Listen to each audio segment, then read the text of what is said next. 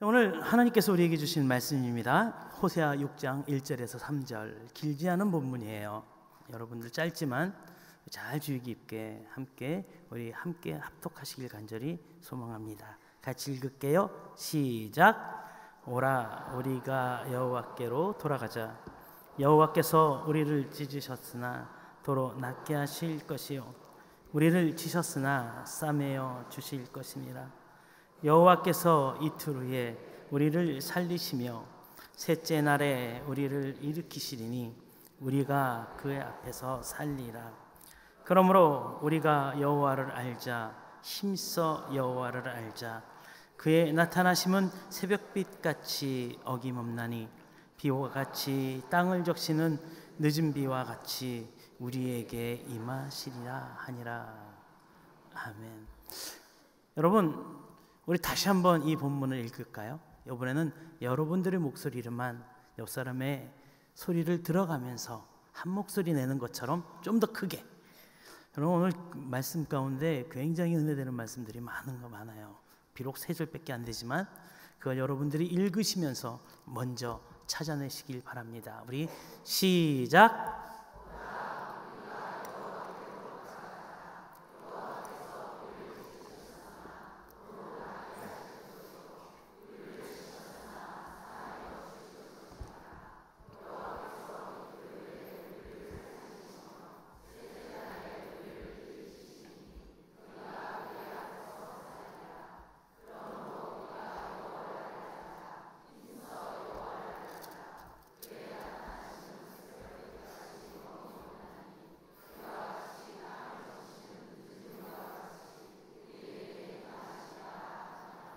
아멘. 제가 마지막으로 한 번 더 읽겠습니다. 여러분의 눈으로 보시고 들으시며 마음으로 묵상하시길 바랍니다. 오라, 우리가 여호와께 돌아가자. 여호와께서 우리를 찢으셨으나 도로 낫게 하실 것이요, 우리를 치셨으나 싸매어 주실 것임이라.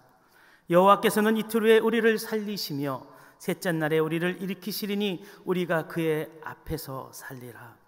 그러므로 우리가 여호와를 알자, 힘써 여호와를 알자. 그의 나타나심은 새벽빛같이 어김없나니 비와 같이 땅을 적시는 늦은 비와 같이 우리에게 임하시리라 하니라.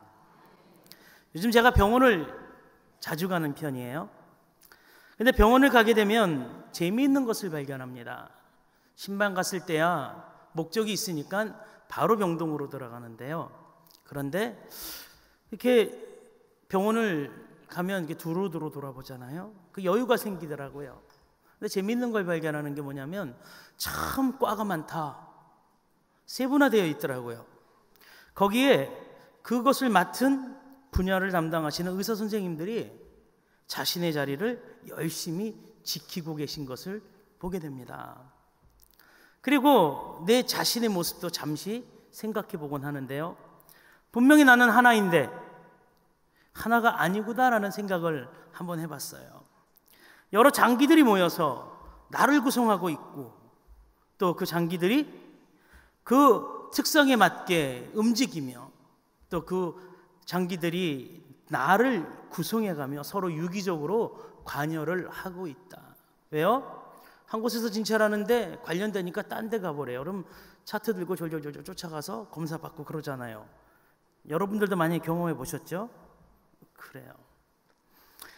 아, 그렇구나. 만약에 있어야 할 자리에 있는 것들이 하나라도 없다면 나라는 존재가 온전히 이루어지지 않는 거구나 라는 생각을 하며 진찰을 기다리곤 했습니다.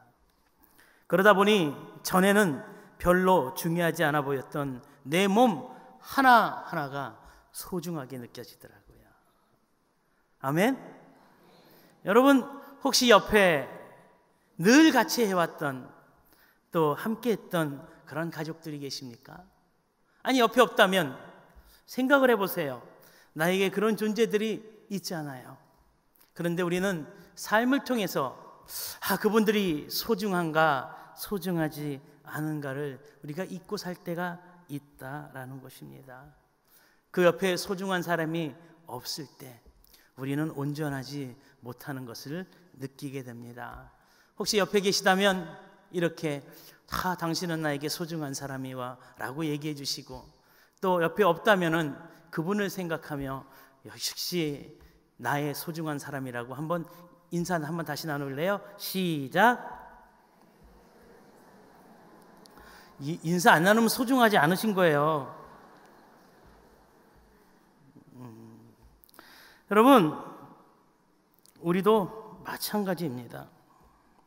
그렇기 때문에 우리가 있어야 될 자리를 잘 지키고 살아야 되는 거예요. 우리의 삶도 마찬가지입니다. 내가 부모라는 위치를 올바르게 서 있는가? 내가 한 남자의 아내라면 그 아내의 위치에, 한 여자의 남편이라면 남편의 자리에 잘 있는가? 또한 내가 부모님을 모시는 자녀라면 자녀로서 내가 그 자리를 잘 지키고 있는가? 사회에서는 사회 구성원으로서 그 자리를 잘 지키고 있는가? 우리가 서로 서 있는 자리가 얼마나 귀하고 소중한지를 잘 깨달아야 하는 것입니다.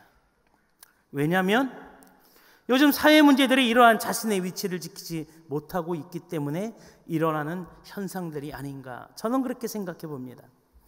자녀들의 위치를 벗어나 부모를 폭행합니다. 심지어 살인까지 저지릅니다. 우리 신문에 자주 나오죠. 여러분, 제가 잘 아는 70년대 80년대 때는요, 이런 거는요 하나 나오면 진짜 대서특필한 특종입니다. 그런데요 요즘은요 그냥 쑥 하고 쑥 지나가요. 무슨 뜻이에요? 자주 일어난다.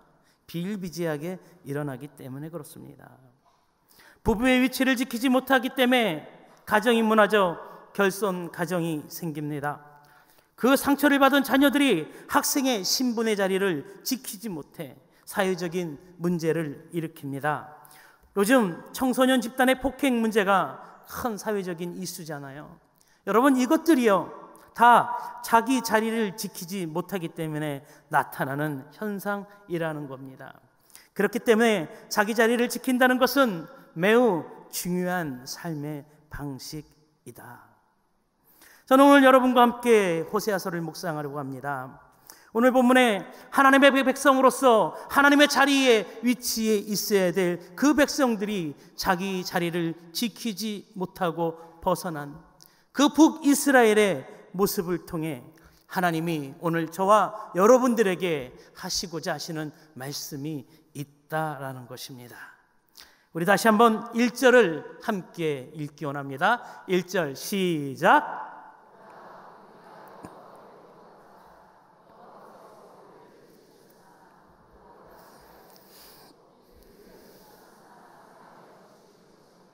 아멘.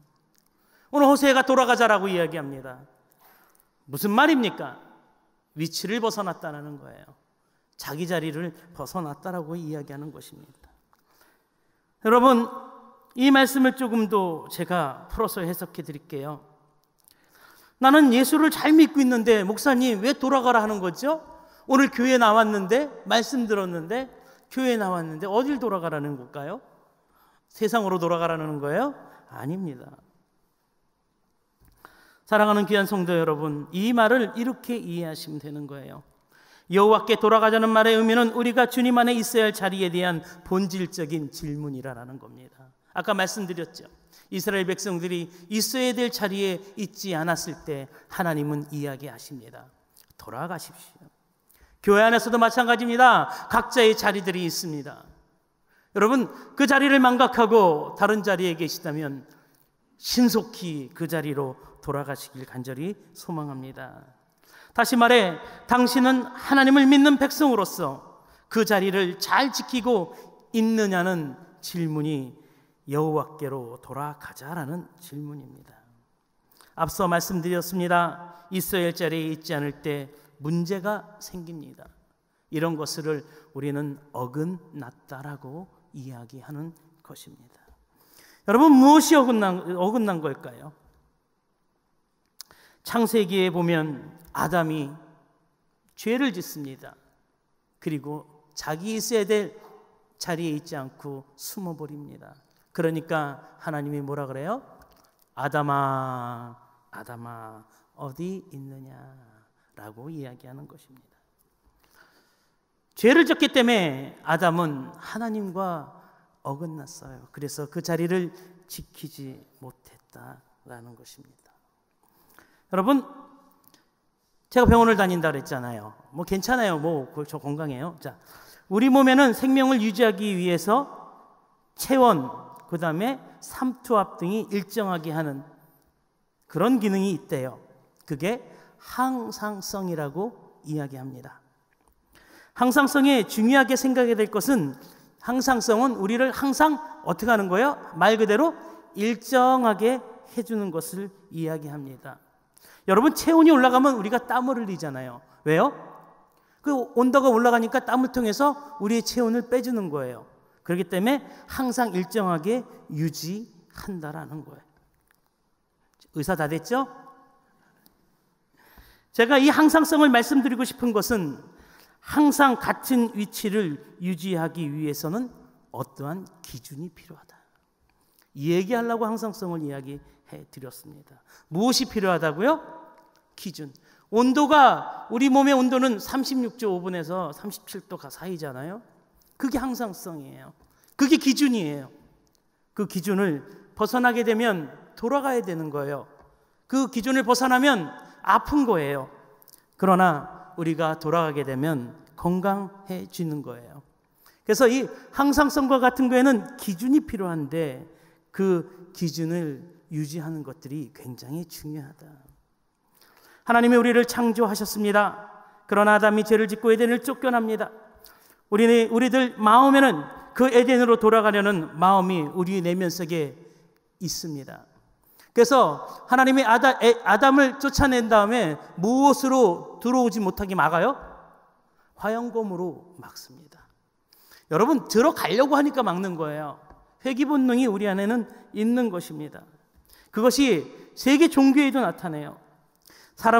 하나님을 믿는 사람이나 다른 종교인이든지 심지어 안 믿는 사람까지도 그 내면에 신에 대한 동경과 천국에 대한 소망함이 있는 것입니다. 이처럼 우리 안에는 돌아가고 싶은 회귀 본능이 있다. 그래서 여러분들 다들 신을 찾는 거예요. 다른 방법으로 신을 찾는 겁니다. 혹자는 절에 가서 신을 찾는 거고요. 혹자는 무슬림이라는 이름으로 신을 찾는 거고요. 혹자는 무속인이라는 마음으로 신을 찾는 것입니다. 무엇을 얘기하는 거예요? 우리들의 마음속에 영적인 기준이 있어야 되는데, 신앙의 기준이 있어야 되는데, 그게 누구라고요? 유일하신 하나님이라는 것입니다. 그래서 우리가 하나님을 믿고 하나님을 따르며 그 말씀 때문에 여러분 이 자리에 오신 거 아닌가 싶습니다. 우리가 우리의 삶의 기준, 우리가 우리의 자질을 지키기 위해서는 우리 안에 기준이 있어야 되는데, 그게 하나님이어야 된다는 것입니다. 그래서 오늘 호세아는 그렇게 이야기하는 거예요.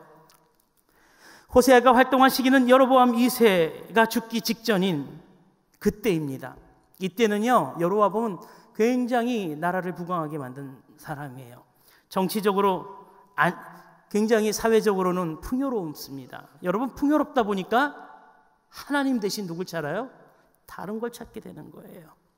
그런데 죽을 때쯤 되니까, 말년이 되니까 내임덕에 걸렸죠.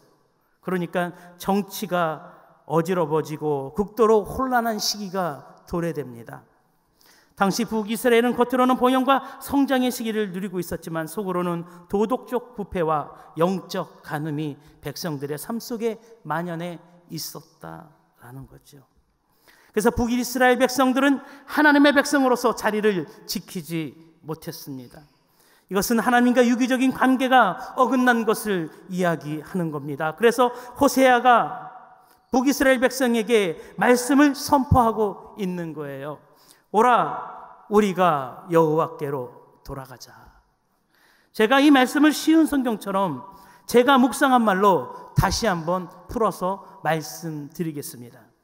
오십시오. 우리가 우상숭배로 인하여 하나님의 백성으로서 자리를 지키지 못하여 하나님과의 관계가 어긋난 것을 회복하십시오. 오직 하나님을 우리의 삶의 기준으로 삼으십시오. 아멘. 제가 다시 한번 제가 묵상한 말로 말씀드립니다. 어쩌면 이게 결론이에요. 여러분 한 번 더 잘 들어보십시오. 오십시오. 우리가 우상숭배로 인하여 하나님의 백성으로서 자리를 지키지 못하여 하나님과의 관계가 어긋난 것을 회복하십시오. 오직 하나님을 우리의 삶의 기준으로 삼으시길 바랍니다. 여러분, 비단 호세아뿐이겠어요? 그 시대의 북이스라엘 백성들 뿐이겠습니까? 지금 우리 신앙의 모습은 아닌가요? 그렇다면 지금 저와 함께 질문합니다. 여러분들에게 같이 질문해요. 오늘 호세아를 통하여 하나님께서 물으십니다. 우리의 삶의 기준이 무엇이었나? 삶의 기준이 하나님인 것과 그러지 않은 행동은 결과는 180도 다르게 나타납니다. 왜냐하면 기준이라는 단어가 무엇인가를 결정하고 판단할 때 비교할 수 있는 표준이기 때문이에요. 여러분, 기준이라는 것은요, 내가 선택하고 판단하는 행동에 있어서 어떠한 잣대가 되는 겁니다. 거기에 비춰서 내가 판단하고 행동하고 그 판단과 행동은 결과로 나타나게 되기 때문이죠. 여러분, 우리 인간은 누구나 죄를 질 수 있습니다. 실수할 수가 있습니다. 제가 장가를 늦게 가서 우리 아들이 3살인데 뭐 실수하면 그래요. 아시또 진짜 머리로 대면서. 그러면 제가 그래요. 아들아, 실수할 수는 있어. 괜찮아. 누구나 실수는 할 수 있어. 또 그러지 마. 칭찬해주면 뭐라는지 알아요? 다시 그 일을 하면서 요번에 일부러 그래 놓고 아시죠? 칭찬받으려고. 여러분, 우리는 실수할 수 있어요. 실수할 수 있는 인간이에요. 가끔 유혹에 빠지기도 합니다. 그러나 하나님의 삶의 기준인 사람은 이러한 생각을 먼저 하게 될 것 같아요. 제가 부족한 영어지만 한마디 할게요. If I were Jesus. If I were you. 가정법이죠? 내가 만약에 너라면. 근데 우리는 누구의 삶의 기준이에요? 예수님, 하나님. 그럼 뭐예요? 내가 만약 하나님이라면, 만약 이 자리에 하나님이 계셨다면 나는 어떻게 행동하고 대답하고 생각했을까? 하나님의 삶의 중심으로 사는 사람도 죄를 지을 수 있지만 그런 사람은 쉽게 빠지지 않습니다. 웬만한 유혹은 요동도 치지 않습니다. 그러나 죄를 질 수가 있는 게 또 우리예요. 그런데 무엇보다도 죄를 진다고 할지라도 여호와께 돌아갈 수 있는 신앙의 자세가 우리에게 있다라는 것입니다. 아멘. 그러니까 돌아가시면 돼요. 오늘 세 곡의 찬양이 다 그런 내용이에요. 아주 너무나 전 찬양 부르면서 은혜됐어요. 설교를 대신 해주는구나. 사랑하는 성도 여러분, 하나님께 돌아간다는 것은 매우 중요한 사건입니다. 하나님께 돌아간다는 것은 크게 2가지의 의미로 이야기할 수가 있는데, 오늘 본문에 의하면 돌아간다는 것은 회개를 의미합니다. 회개는 구원에 이르게 하는 수단입니다. 구원의 은혜는 신분의 변화를 이야기합니다.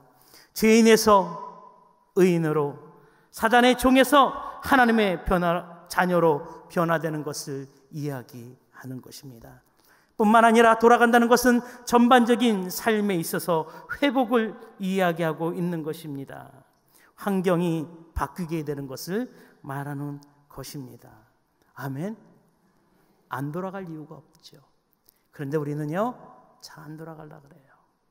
그래서 성경은 누가복음 15장 탕자 이야기가 나오는 거예요. 전 신대원 준비할 때, 신대원 때 이걸 이렇게 외웠어요.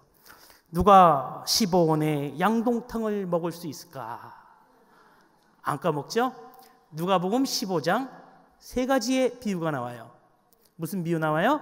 양의 비유, 동전, 드라크마의 비유, 탕자의 비유. 그래서 합쳐서 양동탕. 할렐루야. 몇 장이 있어요? 15원에 먹을 수 있으니까. 누가복음에. 그래서 그렇게 외워요. 자, 이 15장은요, 기다리시고 찾으시는 하나님의 사랑에 대한 이야기입니다. 어떤 하나님이요? 기다려주시는, 찾으시는, 잃어버린 양을 기다리는 거예요. 잃어버린 동전을 찾는 거예요. 또 뭐죠? 탕자를 찾고 기다리시는 그 하나님. 한번 따라해 볼 거예요. 누가 15원에 양동탕을 먹을 수 있는가? 여러분, 누가복음 15장 꼭 기억하십시오. 그리고 힘들 때, 아 그래, 하나님이 나를 찾고 있지, 하나님이 나를 기다리고 있지, 잊지 마시기 바랍니다. 여러분, 잘 아시는 내용입니다. 여기에 탕자의 비유가 나옵니다. 그 얘기를 하려는 건 아니에요. 아주 빨리 지나갈게요. 둘째 아들이 아버지 재산을 가지고 자기의 위치를 버리고 먼 이국으로 갑니다. 떠났던 아들이 재산을 탕진하고 오갈 데가 없습니다. 그래서 그는 다시 아버지에게로 돌아가기로 결심합니다. 그리고 그가 돌아왔을 때 아버지는 그에게 반지를 끼워주고 잔치를 베풀어 주시며 아들의 걸맞는 옷을 입혀줍니다. 이것이 바로 기독교의 위대함입니다. 하나님의 극진한 사랑인 것입니다. 사랑하는 성도 여러분, 돌아갈 수 있다는 것만으로도 얼마나 행복한 일일까요? 그런데 나를 반겨주시기까지 합니다. 위로하십니다. 옷을 입혀주십니다. 반지를 끼워주십니다. 얼마나 우리 아버지는 감사하고 좋으신 아버지인가요? 이런 사랑의 아버님을 믿으십니까? 근데 우리가 힘들 때는요, 또 우리가 잘못했을 때는 이런 사랑의 하나님은 온데간데 없이 하나님이 갑자기 뭐 해줘요? 무서워져요. 우리는 하나님이 사랑이시라는 것을 잘 인식하지 못할 때도 있다라는 것입니다. 그 이유는 하나님이 때로 우리에게 어렵게 다가오시기 때문에, 오늘 본문이 바로 그런 거죠. 그런 부분이 있죠. 왜요? 하나님이 찢으신데, 아이고, 하나님이 채찍질하고 혼내신데. 그런데 왜 그럴까? 우리 다시 1절을 함께 저와 여러분들이 읽기 원합니다. 1절 시작.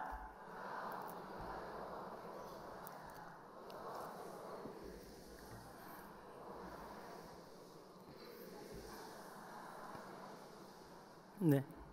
하나님은 때로는 우리를 찢으시는 분입니다. 치시는 분이세요. 아, 우리 사랑의 하나님이 에이, 안 그러실 거야. 아니요, 그러세요. 조심하세요. 반드시 혼날 때도 있어요. 어쩌면 하나님이 매정하시다 싶을 정도로 때리시기도 하시는 분이시라는 거죠. 저 맞아 봤거든요. 굉장히 어려운 시간들을 저는 보내봤어요.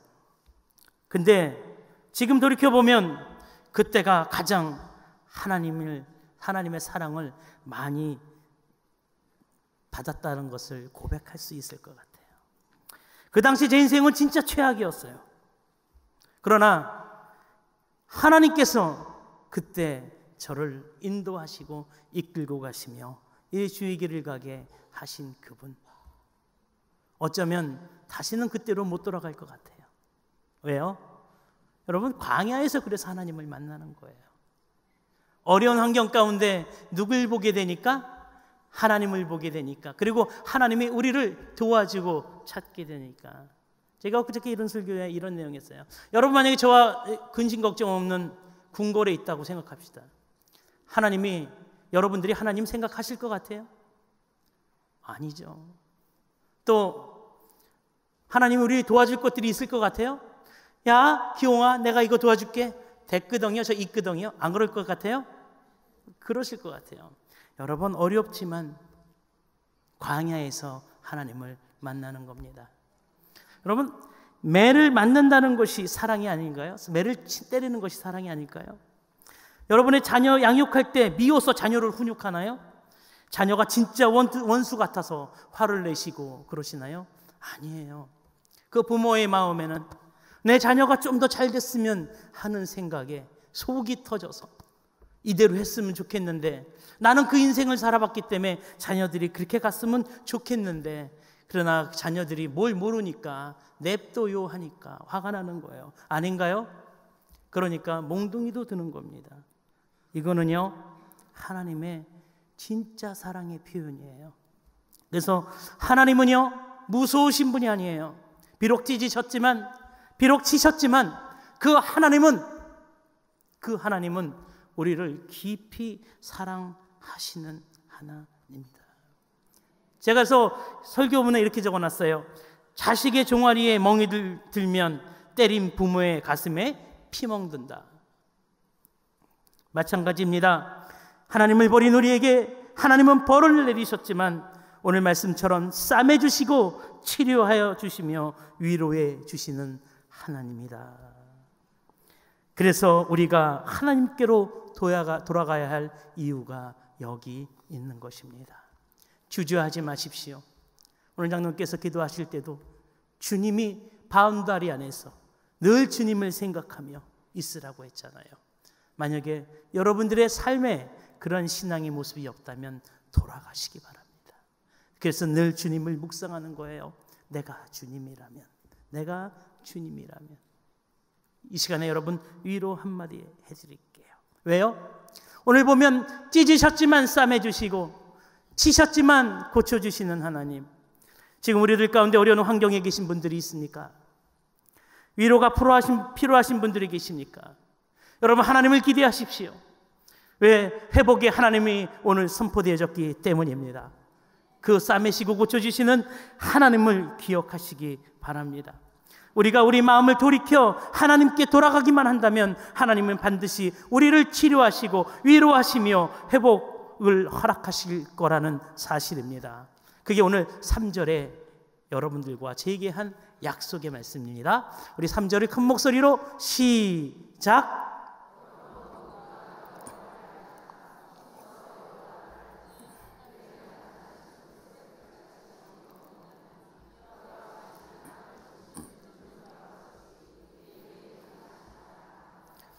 여러분, 왜 우리가 여호와께 돌아가야 되는지, 여호와께 돌아가면 알게 돼요. 여호와께 가게 되면 그분과 친해지면 그분의 것들을 알게 된다. 근데 오늘 그 알게 되는 것이 구체적으로 성경에 3절에 두 가지가 나오는데요. 그게 어떤 거냐면 하나님의 신실하심을 알게 된다라는 것입니다. 두 번째, 은혜 주시는 하나님을 알게 된다. 제가 뒤에 바로 설명 다 해드릴 거예요. 우리가 하나님께 가야 되는데 하나님께로 가게 되면 우리가 알게 되는 거예요. 그 아는 것을 힘쓰면 되는 거예요. 그러면 하나님께서 어떤 하나님이시라는 것을 두 가지 알려주시는데, 하나님이 말씀하십니다. 내가 나타내 보이리라. 그것도 누구나 쉽게 보일 수 있는 방법으로 나타내 주시겠다. 그게 무슨 방법이에요? 빛으로 나타내 주시겠다. 여러분, 빛은 누구나 볼 수 있는 거예요. 쉽게 보는 거예요. 여러분, 빛이 가장 아름다울 때가 언제인지 아십니까?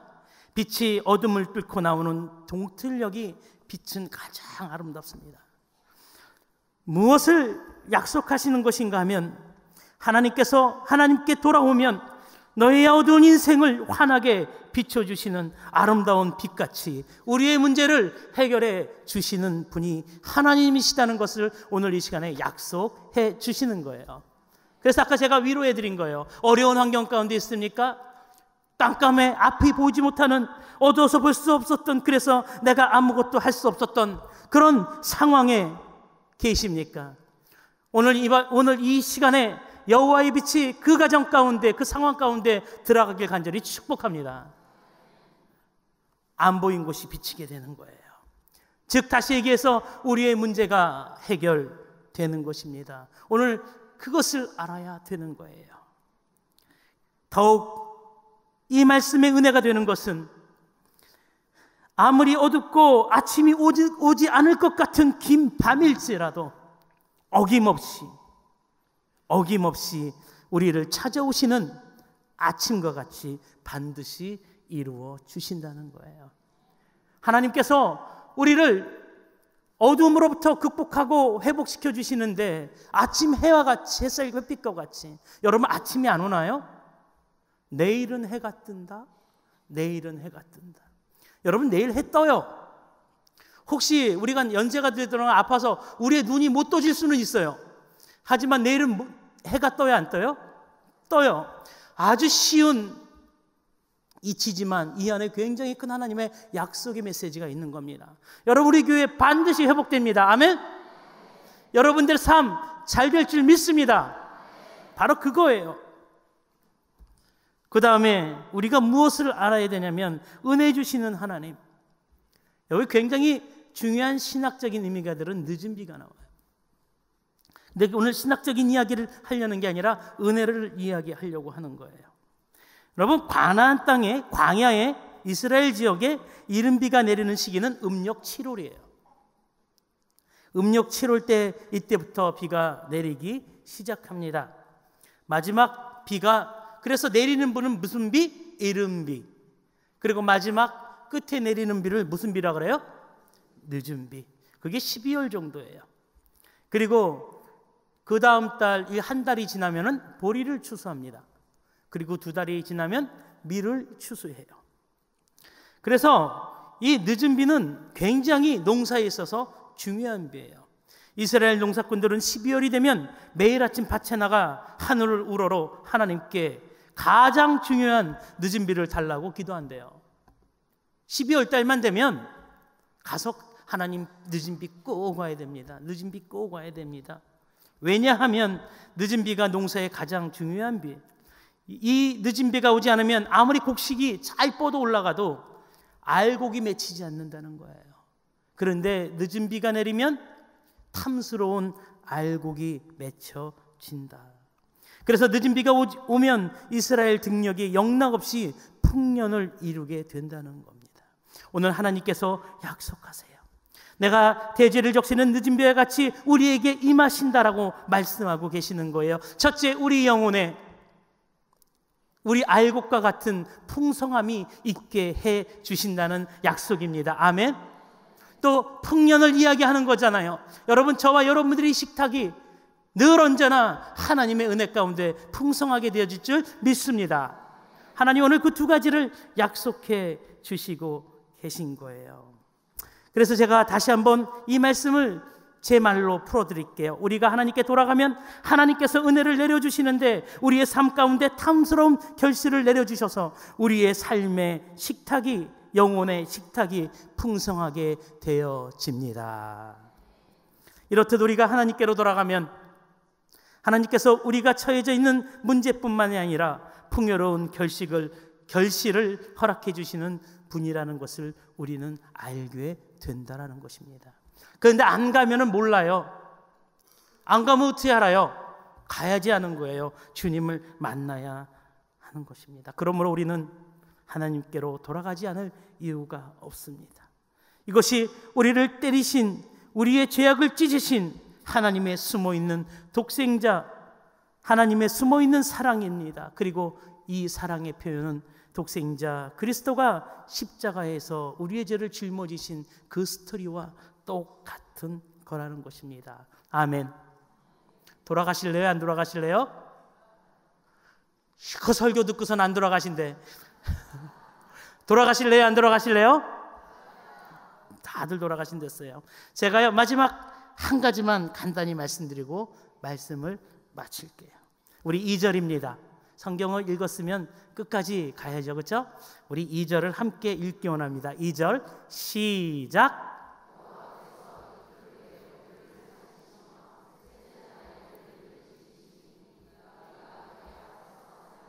아멘. 여호와께서 이틀 후에 우리를 살리시며 셋째 날에 우리를 일으키시니 우리가 그의 앞에서 살리라. 여러분, 우리가 생각하기에 하나님께 맡기고 기도하면 늦은 것 같아요. 늦을 것 같아요. 돌아가는 것 같아요. 그렇죠? 그런데 내가 그냥 후딱후딱 움직여서 해결해버리면 굉장히 빨리 끝날 것 같아요. 더 쉬워 보일 것 같아요. 제가 질문해 드릴게요. 달구지를 몰고 가는 소가 빠를까요? 적토마가 빠를까요? 당연히 적토마가 빠르죠. 하루에 40리를 가는데 평균 속도가 40km라고 합니다. 그런데요, 다시 한번 질문합니다. 달구지를 몰고 가는 소가 목적지에 먼저 도착할까요? 안 그러면 적토마가 먼저 달려서 그 목적지에 도착할까요? 이건 아무도 몰라요. 누가 몰고 가느냐에 따라서 달라지는 겁니다. 여러분, 늦은 소를 몰고 가는데 지름길을 알고 있어요. 그 몰고 가는 사람이. 그러면 훅 들어가잖아요. 그런데 적토마가 아무리 빨라요. 그래 저만큼 삥 돌아서 들어가 보세요. 누가 빨라요? 소가 빨라요. 주님이 우리를 드라이브 하시면 그것이 가장 빠른 것입니다. 아멘? 늦을 것 같지만 하나님께 매달리고 주님 앞에 나아가고 기도하면 그것이 더 빠른 거예요. 왜요? 주님은 모르는 게 있으세요? 없으세요? 그럼 지름길 알고 있을까요? 모를까요? 알고 계세요. 그런데 왜 주님께 안 가고 내가 하려고 그래요? 주님께 맡기세요. 우리가 마지막으로 하나님을 알아야 할 것은 하나님이 빠른 길을 알고 계시다는 거예요. 여러분, 제 얘기 아니라 성경 오늘 2절이 그 얘기를 하고 있는 거예요. 이틀 후에 그리고 셋째 날에라는 표현은 수와 양의 상태를 나타내는 히브리식 관용적 표현이에요. 마치 이거와 같은 거예요. 어떤 표현이냐면 영어에 이런 게 있어요. It was raining cats and dogs라는 게 있어요. 그럼 비가 와요. 그런데 개들하고 고양이처럼 와요. 그 뜻이에요. 그래서 이 2절을 읽을 때 우리가 해석을 안 되는 거예요. 여러분, 개들하고 고양이들이 있으면 시끄러워요? 안 시끄러워요? 한쪽에서 야옹 하면 옆에서 와와와 하잖아요. 근데 야옹 야옹 야옹 하면 옆에서 뭐래요? 와와와. 비가 왔는데 엄청나게 시끄럽다는 뜻이에요. 이걸 관용적인 표현이라고 하거든요. 이디엄이라고 하는데 마치 이런 거예요. 그래서 2절도 해석을 그렇게 하는 거예요.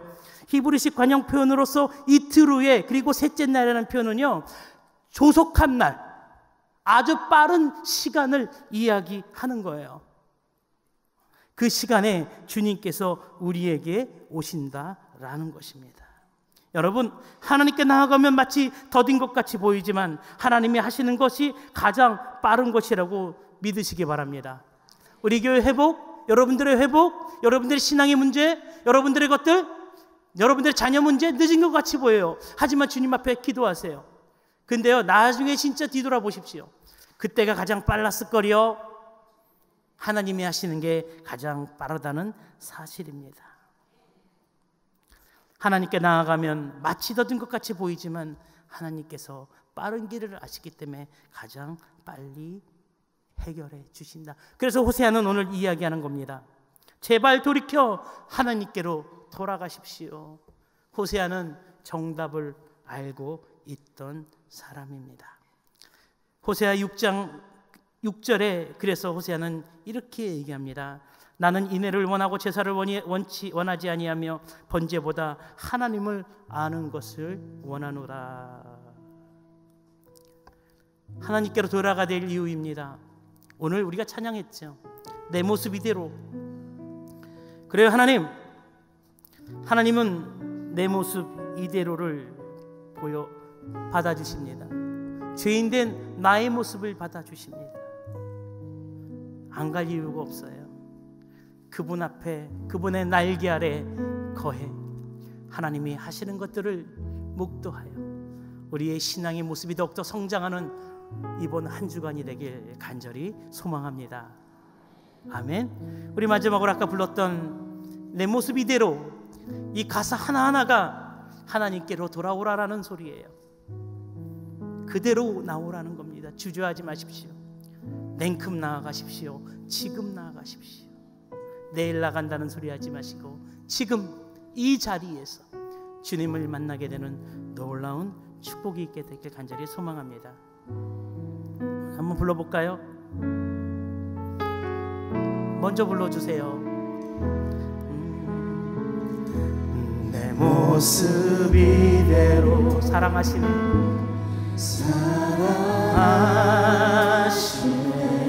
연약한 그대로 사랑하시네 나의 모든 발걸음 주가 하시나니